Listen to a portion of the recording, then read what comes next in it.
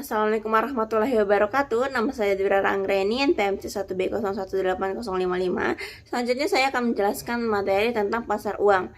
Pengertian dari pasar uang sendiri adalah salah satu pasar yang menjadi wadah untuk bertemunya para pemilik dana atau fundar dengan pihak yang membutuhkan dana atau consumer, di mana pertemuan tersebut dapat dilakukan secara langsung ataupun melalui perantara atau broker atas suatu transaksi permintaan atau demand atau penawaran supply terhadap sejumlah dana atau surat-surat berharga jangka pendek.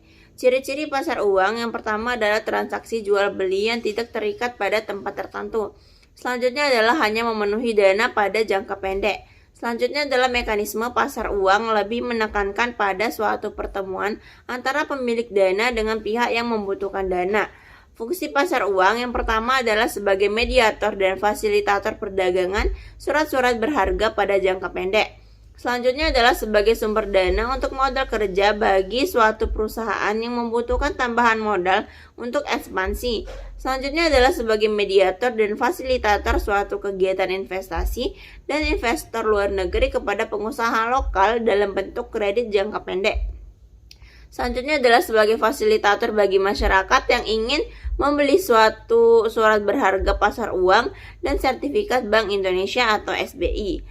Lanjut ke sumber pasar uang. Dana-dana yang diperjualbelikan di pasar uang dapat berasal dari sebagai berikut. Yang pertama, kelebihan uang kas dari suatu badan usaha milik negara atau BUMN, kelebihan uang kas dari suatu perusahaan yang belum digunakan, dan kelebihan uang kas dari berbagai bank yang ada.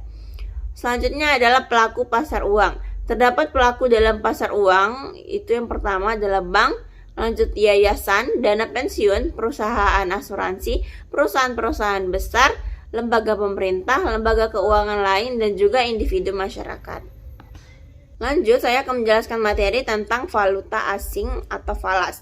Valuta asing atau seringkali disebut dengan falas merupakan mata uang yang diakui, dipakai, dan diterima sebagai alat pembayaran dalam perdagangan internasional. Seringkali valuta asing yang banyak dipakai adalah mata uang suatu negara yang berfungsi cukup besar dalam sistem perekonomian di semua negara. Mata uang dolar adalah contoh valuta asing yang sering dipakai di seluruh negara. Valuta asing atau falas adalah bagian dari devisa suatu negara. Devisa merupakan setiap kekayaan yang ada pada suatu negara yang berada di luar negeri dengan wujud bisa berupa barang, jasa, ataupun mata uang yang dipakai sebagai alat perdagangan lintas negara.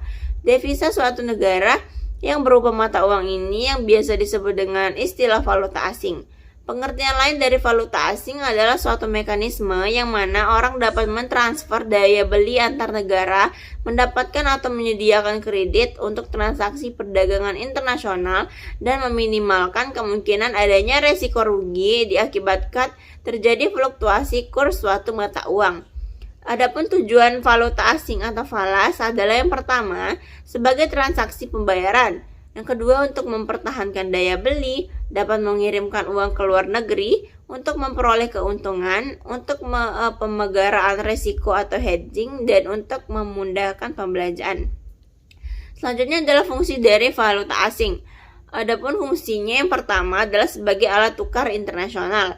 Valuta asing memiliki fungsi sebagai alat tukar barang atau jasa antar suatu negara dengan negara lain. Ketika suatu negara seperti Indonesia hendak membeli barang dari negara-negara lain seperti Cina, maka mata uang yang dipakai adalah mata uang Cina, bukan mata uang negara Indonesia atau memakai valuta asing. Selanjutnya adalah sebagai alat pembayaran internasional. Valuta asing mempunyai fungsi sebagai alat pembayaran pada utang dari suatu negara ke negara lain. Selanjutnya adalah sebagai pengendali kurs mata uang. Kurs merupakan perbandingan nilai mata uang yang satu dengan mata uang lain. Misalnya 1 dolar Amerika nilainya sama dengan 14.000 rupiah. Kurs mata uang suatu negara dapat menguatkan atau nilainya menjadi naik atau melemah sesuai dengan kondisi negara tersebut. Menjadikan dalam tersebut valuta asing dapat digunakan sebagai alat untuk pengendalian kurs mata uang negara. Selanjutnya sebagai alat untuk memudahkan perdagangan internasional. Karena valuta asing dapat dijadikan alat tukar internasional, maka perdagangan internasional akan semakin mudah dijalankan dengan menggunakan pasar valuta asing ini. Jenis-jenis valuta asing yang pertama itu berdasarkan jenisnya, valuta asing dibedakan menjadi dua. Ada valuta asing fisik, yaitu uang Asia dalam artian sebenarnya, yakni uang Asia asing dalam bentuk logam atau kertas. Yang kedua adalah valuta asing non-fisik, adalah uang asing yang dalam bentuk uang giral atau surat-surat berharga lainnya. Contohnya adalah cek, wesel, travelers, dan lain-lain. Kalau menurut bentuknya itu dibagi menjadi 4. Yang pertama adalah mata uang asing. Indonesia itu rupiah, USD, euro, SGD, dan lain sebagainya. Kemudian ada saldo kredit. Saldo kredit bank devisa di suatu negara. Surat wesel luar negeri atau aktivitas ekspor impor. Kemudian hak penerimaan pembayaran dalam bentuk berbeda-beda pada suatu negara. Selanjutnya adalah faktor yang mempengaruhi kurs valuta asing. Terdapat beberapa faktor yang menjadi pengaruh kurs valuta asing, antara lain yang pertama adalah perubahan dalam cita rasa masyarakat, ada perubahan harga dari barang ekspor, terjadinya kenaikan harga umum atau inflasi, perubahan dalam tingkat bunga, perubahan pengembangan ekonomi. Selanjutnya adalah pelaku ekonomi dalam valuta asing. Yang pertama itu ada dealer. Dealer atau market merupakan pihak yang membuat pasar mata uang tersebut tentu menjadi bergairah. Seringkali dealer akan menentukan tingkat persediaan pada mata uang asing tertentu. Dealer juga memperoleh keuntungan dari selisih harga jual dan harga beli valuta asing. Selanjutnya adalah individu atau perusahaan, merupakan pihak swasta yang terlibat dalam transaksi perdagangan valuta asing. Seringkali pelaku ini bertujuan untuk melancarkan bisnisnya seperti importir, eksportir, investor, dan lain sebagainya. Ada juga arbitrator dan spekulan, merupakan pihak ketiga dalam suatu perundingan yang dapat memaksakan suatu kesepakatan untuk memperoleh keuntungan dengan menggunakan perbedaan harga. Sedangkan spekulan merupakan orang yang menspekulasikan perubahan nilai mata uang tertentu untuk memperoleh keuntungan dari perubahan atas fluktuasi harga umum. Kemudian ada pialang, merupakan pihak yang tugasnya itu memerantarai dalam pertemuan penawaran penjual dan permintaan atau pembeli atas harga suatu mata uang tertentu.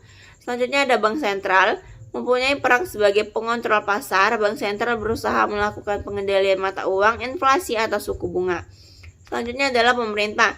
Dengan menggunakan berbagai instrumen dalam negara, pemerintah ikut campur dalam perdagangan valuta asing. Kelebihannya yang pertama adalah transaksi dapat dilakukan 24 jam. Harga jual yang stabil terhadap setiap mata uang yang ada, tidak turun drastis. Biaya transaksinya lebih murah. Kenaikan ataupun penurunan harga pada mata uang itu bisa dijadikan keuntungan apabila dapat mengambil kesempatan.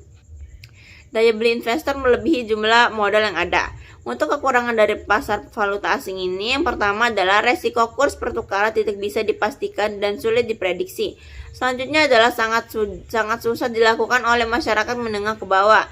Selanjutnya adalah asal negara menjadi pengaruh kesuksesan karena terdapat resiko yang muncul karena campur tangan dari pemerintah pada mata uang yang diperdagangkan.